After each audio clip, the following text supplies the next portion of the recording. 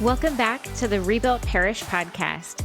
Today we are continuing our series all about staying spiritually grounded throughout Advent and Christmas, as we know it is such a busy time for parish leaders in ministry.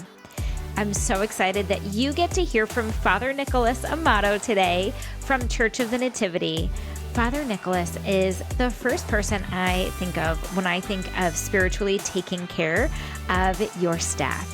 He has such a special way of connecting with people that I'm just so grateful he was this excited to share with all of you.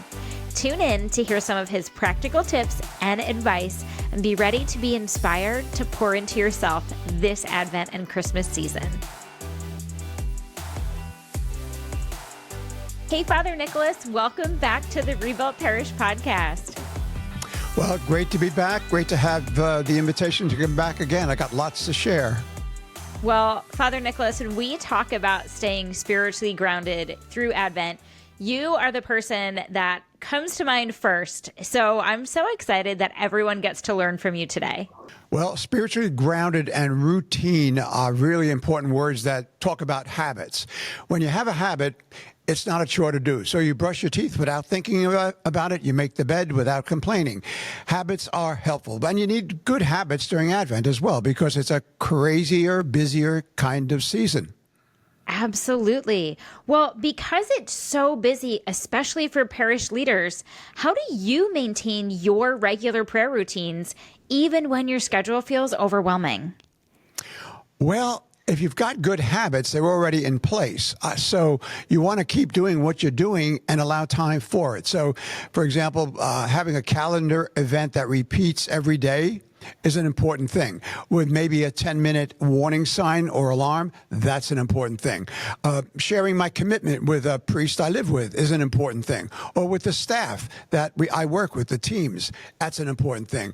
Or even having someone join in with me to share prayer. So all those kinds of things that ground the habit and make it a lot more exciting and give it a lot more energy. Well, Father Nicholas, I know that you've got some great practical techniques that have helped you preserve your daily prayer practice. So can you share some of those, and especially your three-legged sanity stool that you've shared?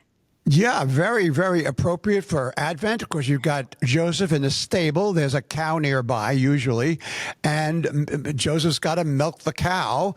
And so, he has a three-legged stool. And people who work in barns know that three-legged milking stools are very important. Why are they important?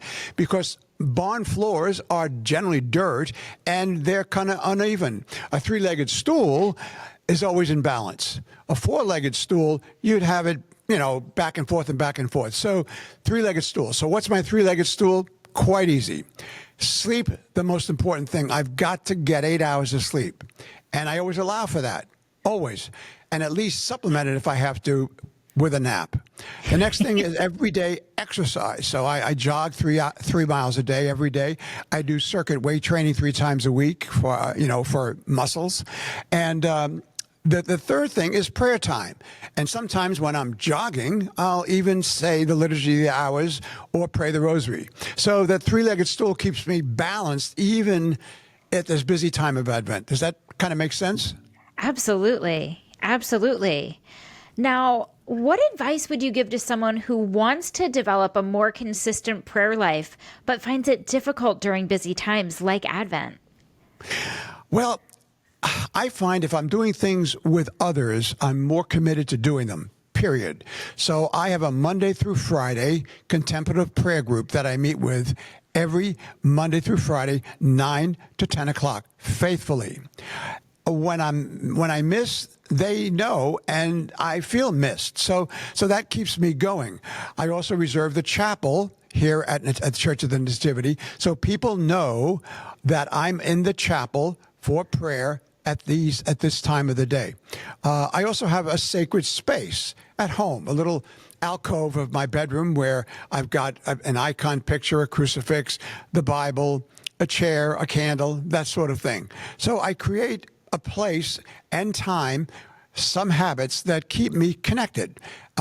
Those are practical techniques or habits that I've developed that really help when times get a little too busy. Wow. Well, thank you for sharing that. And I think it's important to remind people that that space, carving out that sacred space is so important too. And I love that you do that both at home and have a place where you can do that on campus as well. Exactly. And I'm not embarrassed to say that. They know, people know, oh, Nicholas, shouldn't you be in the chapel? So they're reminding me sometime. And I'm also there if they want to come and pray with me. And sometimes they'll do that, or they may want to go to confession or have, are burdened by some kind of a problem. Right. And I've been to Nativity and I've been on campus when you've been in there too. The last time I was there, I peeked and you were in the chapel, and it was so fun to see that you do take that time for yourself during the day. And I think that's a great example for our parish leaders out there, that even though it is so busy, you can still take that time. Right. And it's the three-legged stool. Yes. Three-legged stool. Sleep, exercise, prayer. Yes. Now, what are some of those other practices that you rely on to keep your spirit centered and strong as you face the holiday stress and ministry demands? Well, I have a monthly meeting with my spiritual director, and I meet with him once a month, third Thursdays, and it's Zoom because he's a priest in actually Mobile, Alabama. Oh, wow. And so, space doesn't have to be a problem. But there are a lot of men and women who are excellent spiritual directors. If you're looking for one, just use your zip code, go to Google and say Christian spiritual directors in the zip code, and you'll get a whole slew of folks. So it's something that's very accessible. I also do the Liturgy of the Hours. I like the routine and the fact that Liturgy of the Hours for Advent, all the readings kind of point to the coming of Jesus as one of us and among us.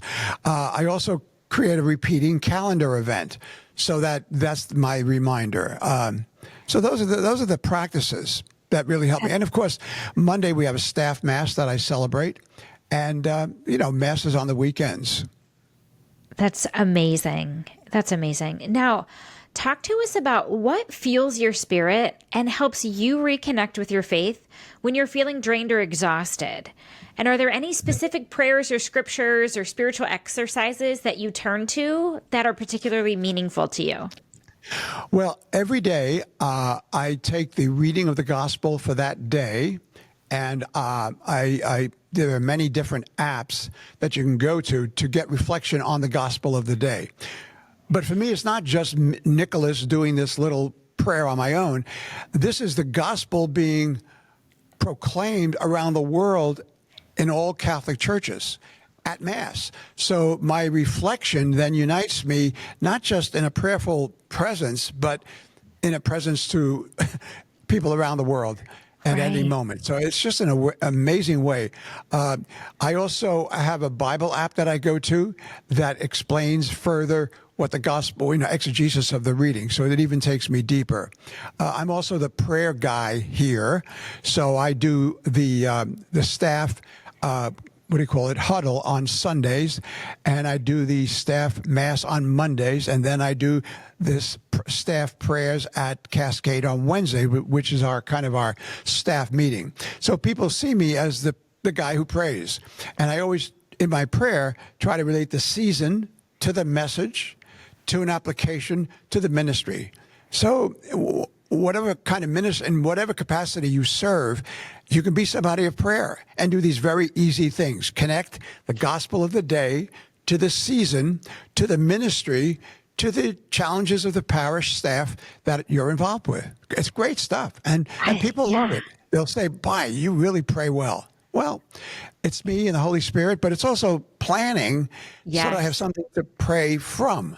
Does that make sense? Right. Well, and that's so wise, getting that spiritual connection and praying where you're already serving. So that's not something extra you're adding in or something that's going to add another appointment to your calendar. Right. You're already there. I love that. And you're ministering to the rest of the staff. And you don't have to be a priest. You don't have to be a nun. You don't have to, you just be somebody who's a baptized Christian who has the power of the Holy Spirit to pray. So it could be the most talkative, affable, outgoing person. Or it could be someone who's a little quieter, but is willing to risk by writing and preparing a prayer that you can help them with. So you're helping ministers break through to new horizons, even in serving one another. So it's a great opportunity. Father Nicholas, how do you create these moments of spiritual renewal during Advent, even when those holidays, events, and services feel like they're never ending? Well, I don't want you to have to add a lot more to your plate because it's already a busy time. So I would say, look at what you do and kind of shake it up a little bit. So, for example, we do something at Nativity every Monday. We share WINS. That's an acronym for What Inspires Nativity Staff. And because it's on a Monday, we reflect on the Sunday, the weekend that just passed. And we just take turns mentioning the smallest things, smallest breakthroughs, whatever happened. You're not adding new stuff. You're just reviewing stuff that passed that really was a win. And so you're fueling the staff based on food from the weekend that has now become intentional and is preparing you for the week ahead. So it's not more work, but it's satisfying work that's reflection and energizing for the week ahead. To me, that's so a big one. Yes, that reflection and focusing on what is energizing. And that's got to be motivating to the entire staff. Oh, it is. And they're laughing, they're bantering back and forth, they're building on each other. And generally, with a staff of, say, 35, 40 people present, we'll get half the folks sharing some kind of a win. Amazing. But it's also, remember, it builds on what other people have said. And it also inspires others to say, that was a win I hadn't even thought of. And it reminds me of this win. So, it kind of exponentially increases. And that's just what they need during Advent, too. It's important all throughout the year, but we know that we're just working so much harder to welcome in those outsiders and people who aren't coming all of the time. So what a great way to pour into them and let them pour into each other. I love that. I just think the three-legged stool. Yes. Plus the gospel every day for Advent, plus perhaps the liturgy of the hours.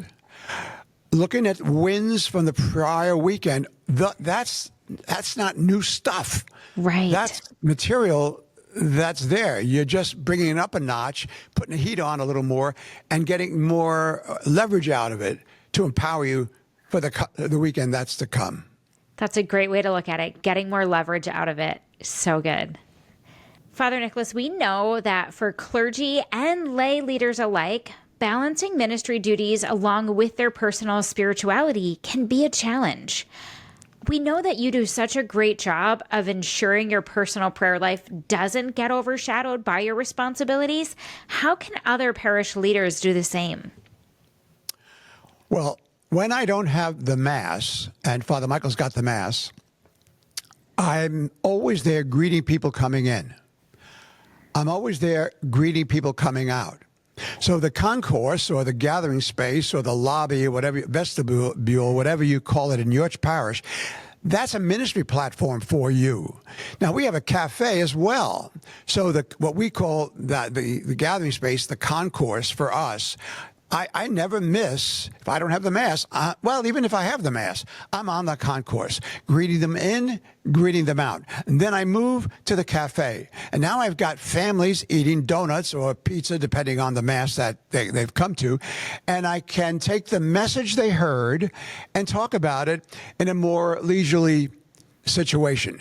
So for children, for example, I can get involved with kids because I've been to one of the time travelers. Children is liturgy of the word for us.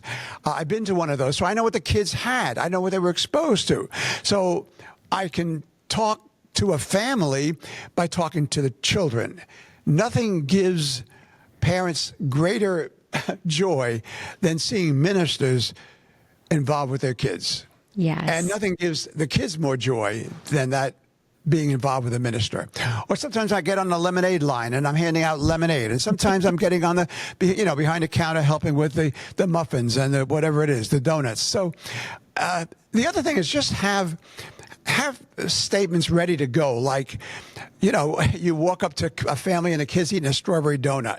So you say, that's the most popular kind of donut we have. Don't you like chocolate? It doesn't take much to Right. engage. And it's all about relationships. So now you've got the message. You've greeted people in. You've greeted people out. You're connecting with families at the cafe. These are times they're going to remember. They may not Right. remember what you said, but they're going to remember how you made them feel. Absolutely. Absolutely. Well, Father Nicholas, have you experienced any spiritual breakthroughs or moments of grace, all while navigating some of these demands of Advent? And how have these experiences impacted your approach to prayer and ministry? Again, we don't want to add, your plate's already full. So Right. what I do in the evening is I go through the Jesuit Ignatian Examen, and I look at my day, I review my day, kind of videotape it, how the day went, and I look for spots that I missed where I could have been proactive. Or I notice spots that were surprises, or I notice spots where I resisted grace. And I don't use myself as a doormat and boo-hoo, poor me, or how bad I am, but I say, well, tomorrow, now I'm making an intention about tomorrow based on the replay of the day. So I'm cooperating with grace more fully in a very transformative, transactional kind of way. And I've set myself up for tomorrow to expect even bigger things. So That's so good. in short, just before you go to bed, just think about what it was you could have done differently or what the surprises were, and then create some kind of intention out of that for the next day. Your life will be different as each Advent day goes by and you prepare for the celebration of Christmas. I promise. That's such good advice, too. Just taking a few minutes at the end of the day for that reflection. What a great idea. That's so good. Now, Father Nicholas, we also know that boundaries and self-care practices are so important. So which boundaries or self-care practices do you put in place to guard your own spiritual life during this season? Well, we have an expression here at Nativity that no is a complete sentence. Yes. So when someone asks something of me, we have a way of, when people ask for things, they usually call the office, and then the person taking the call says, I'll contact Father Nicholas. And then that gives me some breathing space to know how to respond that improves self-care as well as ministry. And, as a minister, you've got to remember, self-care isn't selfish. Right. Self-care isn't selfish because the quality of your ministering is based on the quality of your self-care. And no is a complete sentence. But I don't just say no to somebody. I'll say to the person answering the call, I'll say, let me have her number. I'll get back to her. And now I've got time to frame a caring response. So it's a funeral that I can't do. I don't talk about the I can't do. I talk about her loved one and what I thought of him and how sad this must be. And so I'm commiserating. I'm kind of sharing the grief. And then I say, I was honored to be asked to do this.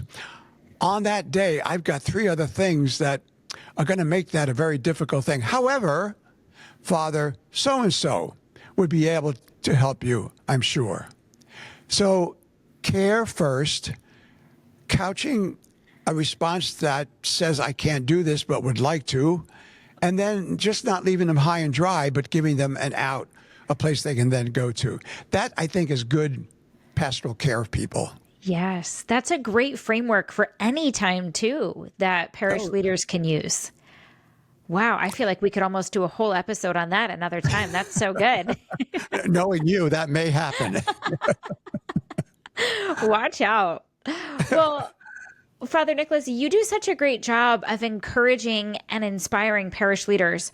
What words of encouragement do you have for parish leaders who feel like they're struggling to stay spiritually grounded during the busyness of this season? Well, don't add anything more to your plate. Take what you already do and, turn it up a notch. make it more relevant, make it more impactful, make it more thoughtful. The other thing is the three-legged stool. So I run every day, no matter what. And I do circuit weight training 3 times a week, no matter what, which I dislike doing a whole lot. So I have I'm with the priest I live with, we do it together. Smart. So Monday, Wednesday, and Friday, circuit weight training. And every day, jogging. So you got to take care of yourself, and you got to set limits and boundaries of what you can do and can't do. Yes. Because if you're tired and haven't slept well and are overly stressed, you're not going to be much of a minister, much of a conduit for grace to other people who are crying out for you. Right. Better to limit yourself, but to be more impactful with those individuals. Father Nicholas, we know that Advent brings along with it so many special traditions and practices. Do you have any favorite Advent traditions or spiritual practices that you could recommend to our community to help them feel closer to God during this season? Well, one of them is I do handmade cards for people I'm very close to. I like to do that. It gives me a chance to be creative. It gives me a chance to speak from my heart and address them personally. That's one thing. I also like to cook certain things for Advent. I grew up in an Italian family, and we had Advent customs in our home. I do some of those foods. I still do that. I do the Advent wreath, lighting the first of 4 candles. I like doing that. So I'm not adding more work. I'm just doing what I normally do, but doing it more deeply. So rather than just send a card, I'm just preparing a card. It may take a little more time, but it's fun to do. Yes. I also make phone calls, so I do about 5 to 6 phone calls to people during Advent as a way of preparing for Christmas. So I try to keep separate preparing for Christmas and celebrating Christmas. So I'm not wild about celebrating Christmas until Christmas is here. Right. So I like to prepare, but no, I'm just preparing, and that the real holiday is coming. So I like to keep that separate. So food, prayers, Advent wreath, cards, those are the kinds of things that I do that, and of course, Liturgy of the Hours, every day becomes I'm more deeply involved in what the Incarnation is all about. Yes. And then the antiphons for Vespers as we get closer, really exciting. So, yeah, just relish and savor the season. And it's nice to relish and savor it with other people. And you can do that at staff meetings, and you can do that with your family at home. I know children love those little Advent calendars that every day they open up a new thing. Those are widely popular in my house. I may get myself one for this year, just to play with it, just to have something to do, put it on the refrigerator and participate in it. Oh, well, they've gotten pretty fancy. We have ones at our house that we have one kid who likes to open one with chocolate every day, and he thinks it's great that I will let him have that piece of chocolate before breakfast. I might be a bad mom, but I let him do it. And then I have another one. My collector kid has one where there's a little tiny toy in each one, but it gets them excited every day. Now, notice what you're doing. The child's excitement about chocolate or little toys, relating it to Scripture, relating it to the days passing in preparation for the coming. And it's really Advent. It's not Christmas. It's Advent. So a very simple thing. I'm going to get one with the chocolate. Well, I'll send you a link for one. Okay, good. Yeah, I'd like that. I'm going to do that. Yeah, that's fun because I love chocolate. Oh, me too. Me too. Well, Father Nicholas, if there's any one takeaway or one piece of wisdom about prayer that you hope our listeners will carry them through Advent, what would it be? The one thing, celebrate the season day by day with the Liturgy of the Hours or the Gospel of the day, and share that reflection with one other person. This way, you're thinking about it, reflecting about it, because you're going to share it with somebody, and then the person will respond. So I'm doing something that's not just cerebral, but it's also heartfelt, spoken, received, and fed back. And you're growing in the process, and your relationship is deepening in the process. And who knows what God is doing in the life of the person you're sharing it with. That's it. I think that'll do it. That's so good. Plus the chocolate advent calendar, I think. Plus the chocolate advent calendar. Well, Father Nicholas, thank you for pouring into this community. I'm so grateful that they get to learn how they can be centered in their own spiritual faith during Advent. Well, I'm so happy to have had this opportunity, and I just love staff work and being with our staff, and I'm sure as you're watching this, you have some of those same feelings. It's up to you to take Advent deeper rather than just more expansively, but to do the little things you are doing more deeply that speaks of the season and the anticipation of the birth of Jesus Christ. And don't forget that milking stool. That's right. That 3-legged stool. I love that so much. Well, Rebuilt community, thank you for joining us for another episode, and we'll see you next time as we continue this conversation about pouring into yourself as a leader this Advent season.